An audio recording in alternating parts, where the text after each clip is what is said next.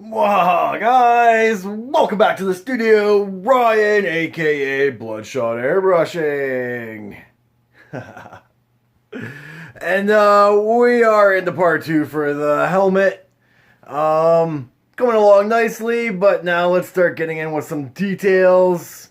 Still got all my stencils laid out in case I need them. Some outlines. We've got a bunch of the little skulls, the big skull, and the bigger skull. Some blood. And that should be all I need to keep this project rolling. With that being said, check it out. And first things first for today, guys, let's get some paint flowing. Now, this is my Auto Air Opaque White that is pre-thinned. So I've already thinned it to put it in this eyedropper bottle. About 50%. And now, as you see, 3 drops of white to approximately 6, 7, maybe 8 drops of my cleaning slash thinning solution. And that's all I do, guys. Oh, so now you'll see why I don't typically mix my colors in front of the camera. That brush just kicked up a couple white dots onto that piece, which is fine. Clean them off quickly. Once they dry, they become a bigger problem. And now you can see how transparent this paint really is, guys. But it's all good. If I need a white, if I need a bright white, build up multiple layers. And today, guys, we're going to talk a little bit about multiple layers versus just slowing down the actual movements. So as you can see here, guys, I'm going over once, twice, 3, 4 times to bring that white up nice and bright. But you can also just slow down the movements of the airbrush and let that paint build up in a section rather than constantly moving. And you'll see, guys, I do a little bit of both. But here we'll show the sort of back and forth, slow and steady. Multiple passes is how I build it up. And this allows for a few things, guys. Not only can you make a slip up. Let's say you put down a line not necessarily where you wanted it. Well, if it's bright white, you can only imagine the coverage that it would take to remove that line would be a lot more than if it was just a subtle, transparent white. And building it up slowly will give you the ability to figure this thing out on the fly. As I mentioned in video 1, and if you haven't seen video 1, guys, boot on over and check that out. Otherwise, you're just playing catch up. But as I said in video 1, guys, there is no reference for this skull. I've done some drawing, and I've kind of figured out where the form and the structure of this skull is. But as far as the light source, there's no light source for reference. As far as colors, there's no colors for reference, so this is all being made out of my head. So the slower you go, the better chance you have of not getting, 20 minutes into it, and then you look back and be like, oh, shoot, I made a mistake. And it becomes relatively hard to fix if you're using these opaque colors. Now, guys, this is just how I do. I've been doing it this way for quite a few I want to say years, but realistically decades. I've been airbrushing since I was 14. Luckily for me, there was a very experienced artist in the city that kind of took me on as a grunt, and I picked up what I needed to pick up, and I started my own. So when I give you guys these tips, this is just how I do it, man. There's others who do it differently, and that's cool, as long as your final results are what you want. And here is actually a spot, and this is gonna bug me the entire video. Exactly what I was talking about. I made a huge mistake right there. Anybody want to guess what that mistake is?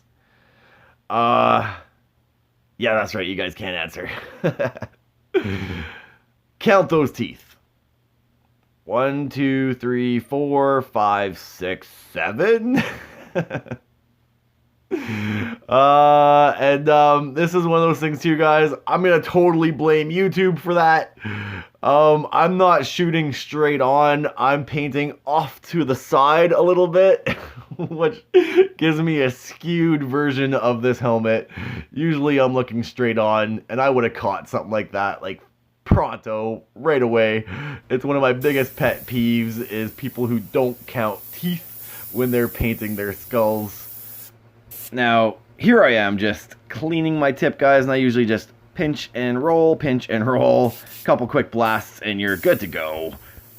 Back to work. Alright, guys, so right here, and a couple of those little dots you may have just saw, was the other form that I was talking about, laying down the whites, where you start moving the brush a little slower, and you just let that paint build up.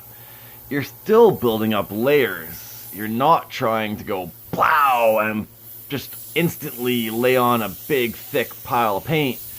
What you're doing, guys, is just keeping that brush above the surface, and in tiny increments, guys, watch my fingers. I'm just pulling that trigger back ever so carefully, like just the slightest amount, and that just allows the tiniest amount of paint to flow through, and you keep that brush in the same sort of area, and you can build it up nice and slow and allow those nice bright dots to be built up. Now here my paint has gotten to the end of the cup and it's pretty thin. You can actually see it start to skate. So what I'm doing here, guys, is I'm just going to use the rest of this paint and kind of try my best to blend out that skating that just occurred. And as you can see, I still have a little tiny sort of halo around that area. Yeah, right there. I don't know if you can see that. Focus ain't so great on this little phone of mine. But if you get that, you can always go back in and tone it down with your medium tone. If you're going to use a gray mixture, my blue, purple, brown is what I like to use. The medium, not quite black, but can be used in between the two.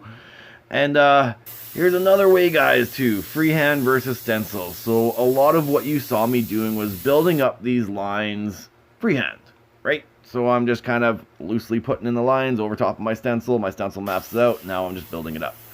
But you can also use stencils to build up these lines as well. Now notice how I am actually putting more paint on the stencil than I'm ever putting on the piece, right? More paint on the stencil than goes onto the piece. And now you can build up these nice tight lines without having the muscle memory that a couple years of playing with an airbrush is going to afford you. And it's just another little hack, guys, to get you through from the beginners. And here's another tidbit, dudes and dudettes. Back when I first started out and I wasn't able to have quite that muscle memory, still haven't noticed that extra tooth there. But what I would do is I would grab a paintbrush and do some of these tight lines with a paintbrush and then blend it out with an airbrush. And I still do that from time to time in these areas where it's crazy tight and I just can't get a tight enough line with my airbrush. I'll go in with paintbrush and now I'm out of paint. So that's another way besides using the freehand and using the stencils to get some nice tight lines. And here is where that transparent white, guys, as you can see, don't always got to build it up nice and bright. What I did inside the nostrils there is I did a couple layers, not many, and that pushes that back into the background. Same with sort of the interior squints of the eyes, guys. I will build that up in layers, but not many, and let that blend into the background. And this is another reason why I recommend the transparent whites, especially working in a case like this, where we're working over top of a black background. This just gives us the ability to build up these multiple tones. We're not just building up our highlights in this case. We are building up all of our tones. And then we just got to go back in with a dark mixture and start chiseling it out. And there's another tip for the brain box. More input, as it were. Just totally dated myself once again. Alright, so here we are. And I just keep working the piece like I said in some of my previous videos, I don't typically bring one section up to finish completion. Some guys do, some guys don't. I'm one of the guys that don't. I work the entire piece as I go, and this is me doing just that. So building it up nice and slow. The areas that I want bright, I just keep going back to and keep tapping them up. And I still haven't figured out that tooth. I think we're close though. Yeah, here we are. Yeah, now the gears are turning in the proper direction. So what I'm gonna have to do is erase what was done, and just a Q-tip and a little bit of cleaning solution can achieve that quite simply. Because why, class? Who's got their hands up? I hope all of you guys. Transparent layers, man. A lot easier to clean off than if you had built it up opaque, crazy bright with a thick white. Transparent layers, quite easy to go back and make adjustments with a simple Q-tip.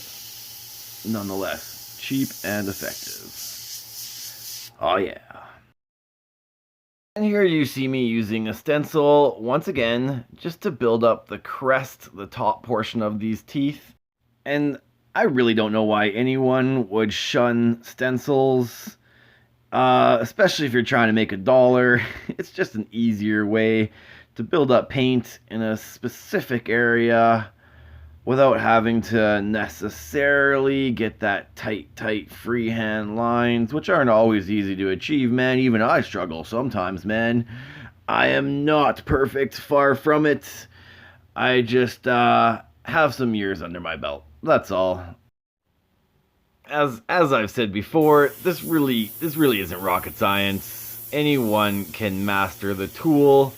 You spend enough time with a paintbrush, you'll master it. You spend enough time with a pencil, you'll master it. You spend enough time with a hammer, you'll master it. And hey, bonus, less smashed thumbs. You know what I'm saying here, guys? It's just a tool. There's nothing to be afraid of. Now, that is not to say that it's the easiest tool to master. Multifaceted. You have to master not only the control of the trigger, but you must master the flow of the paint. And not only must you master that, but you must also master the depth as to which you spray. As you can see here, guys, further away just to get some nice blends, closer to get some details. Yeah, that worked out quite well. And we're getting pretty close to having this guy wrapped up. I think we're just gonna blast through the rest of him, because realistically, guys and gals, we got a lot of work to go through here. Quite a few skulls to paint. So, rock and roll, guys. Let the music play.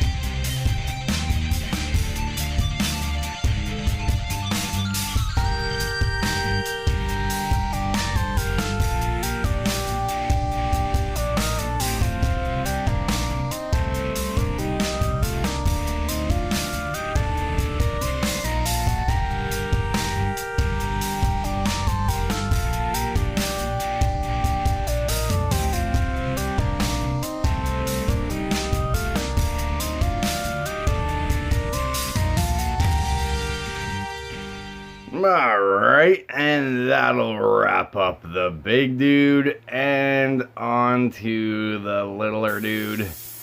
And I think this time we're gonna start with the teeth. What do you think, guys? I would hate to get another 20 minutes in and have to realize that oops. No, this time we're gonna bang these off right off the start. Make sure that I am happy with them, that they are all defined. And Ryan, all the teeth. All the teeth. Do you hear what I'm saying here? There you go. There you go. And this is just yet another example of how stencils can make life so much easier.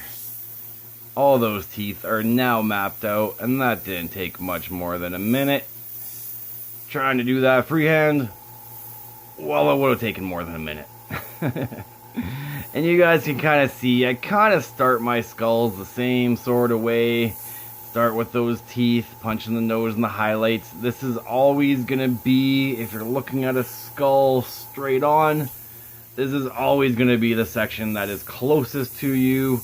If your light source is coming from right in front of that skull, well then, this will always be the brightest section of the skull. That's kind of why I tend to usually, most of the time, start in this sort of area and then work my way out to the sides. And always backing and forthing, trying to gauge a brightness as I go. If I bring one area to a certain brightness, well, I want to make sure the rest of it has the same sort of flow. And remember, guys, we are just building up our highlights. I know it's very natural to want to sort of outline everything and kind of well, that's how you draw something with a pencil, is you kind of outline it with a pencil, and that's how you bring up your shapes. But with an airbrush, it's very different. So be careful. It's really easy to get into where you're outlining everything rather than just building up your highlights. And that's just something to put in the back of your brain when you're spraying, guys. A little mental tip. Now, believe me, I am not immune to this. And when I first started with the airbrush, I too was finding that I was kind of outlining everything. And, man, I've come a long way. Here's a picture of the first skulls I've ever done, and I keep this with me, guys, as an awesome reminder of how far I've truly come. And I recommend you guys do too. This is why we've set up the airbrushing journal for the beginner series, is just that, so you guys can chronicleize your progress, keep track of where you've been, to see how far you've come. And now back to the whole outlining that I was talking about. And a great way to avoid outlining your subject, whatever it is you happen to be painting, is think of it like this. Or you know what? Watch me. How long of a line do you see me pulling? Do you ever see me doing anything longer than a couple of inches? And how are you going to outline anything if you're just laying down little tiny dots, little tiny lines, and fades and blends? You're not. So, as I said, guys, build up your highlights slowly. Work them to where you're happy with them. Try not to outline. Count your teeth. On the best day, us humans have 32. And that's only if you've got your wisdom teeth. A lot of us don't. So keep that in mind, guys. Mental note. A little bit of wisdom from the BloodShot Studio. Count your teeth. And speaking of teeth, here I am once again using a stencil just to show you guys an easy way to accomplish it. Don't gotta do it that way. That's the only one on this one I'm doing that way. but I just wanted to show you. And now we get to start having some fun and really pushing some details into these tiny skulls in the background. And we got a lot of them to go, so I'm going to blast through the first couple of these ones, guys, and you can just get an idea of how I lay the paint down and take some of the paint away. And now we're going to do some real time. So now would be the time to take some special attention. Watch that finger pulling that trigger. Rewind a couple times if you got it, guys. But this is how you're going to get these little areas of white without obliterating it. It's just micro movements of that trigger. And even with these little guys, you can see I'm building it up slow and then getting my details and my little highlights as I go. Keep building them up until I've got it as bright as I want it. Moving on to the crazy little upside down skull. Gotta have some fun. And it's just another way to give some variety. There's only so many different ways you can paint a skull.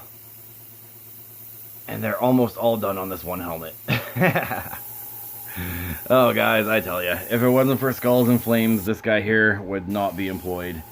So, what can I say? I know sometimes I make it look easy, but it really is just because I've been doing so many of them.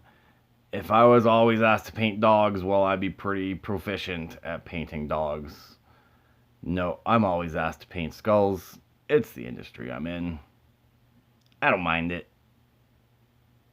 It suits me well. And I hope it suits you well as well. Well then, that was a lot of wells for one sentence. Orson would be proud. Oh yeah. Alright guys, and a little bit more real time. So again, watch that trigger. Take special note on how much that thing is actually moving. And just check out how the paint's being applied. So light. So light. And you just build up until you got the brightness that you're happy with it. I know I'm getting real repetitive here, but man, this is gonna be the best lesson that you can learn, is to build up your tones slowly. Now, it'll be a little different if you're working over white. In that case, you would be using dark tones to build up your form and function. But it'd still be the same process, guys. Light layers, and a lot of them. We're just going to slap this guy in quickly before moving to a little bit more real time for ya. I know there's a lot of you that really enjoy the real time. It's a good way for you just to take stock and visually see how I do. And I know everybody learns a little differently. Some of us retain the information best through reading or listening. I know there are others who will do better by watching, and even still others who really grasp it by viscerally doing it themselves. So I'm doing my best to keep everybody included here. I don't want anybody left out. You can't have an airbrush wielding warrior if he doesn't know how to airbrush. And that's not how I'm going to build up this army. And that's definitely not how we're going to conquer this planet. Oh yeah, big goals, guys. You're part of it now. No turning back. And we're getting pretty close, guys. We're on the last side. We're just going to detail up the last of these little skulls. But again, as always, feel free. Drop me a line if you have any questions, if there's something I may have missed, if there's something that you think you can add, hit me up in the comments. Let me know what you think. You know me, guys. I love the feedback. I love the support. It's what makes it all worthwhile. Or if you have any ideas for future videos, guys, something you want to learn, I know I've got a long list, but I don't ever intend to stop this channel. So the more feedback you guys give me, the longer we run this army. And this isn't just my army, guys. This is your army too. So feedback is vital. And I'm not just talking the artwork here, guys. Let me know what you think of these videos. Runtime length. Are you guys digging them? I know they're a little bit longer. I could do a lot more fast motion, speed it up, and bang through them a little quicker. But then there's a lot less real time. And I'm trying to show you guys everything. Is it too much? Let me know. Hit me up. Give me your feedback. I want this channel to be great, and a thumbs down means nothing. I'll take all the constructive criticism I can get. Let's make this channel great together. And there you have her, guys and gals. The Skull Cap. Round 2. Oh yeah. Alright, guys, and that will be that for this video. You know how I do, guys. I got a lot of information that I like to jam pack into these videos. I don't cut scenes. I just fast forward. I show you guys every step of the way. Next one, we'll get into mapping out some darks. Chiseling out some darks, as I like to call it. It's coming along, though. I'm pretty happy. I hope you guys have learned a little something, and as always, like, follow, subscribe. Thanks for coming along for the ride. Cheers. And feel free to check out my Spreadshirt account, guys, for some BloodShot merch. The uniforms are in. And don't forget, guys, we got plenty of other videos, BloodShot tutorials, beginner series, and airbrushing hacks. Cheers.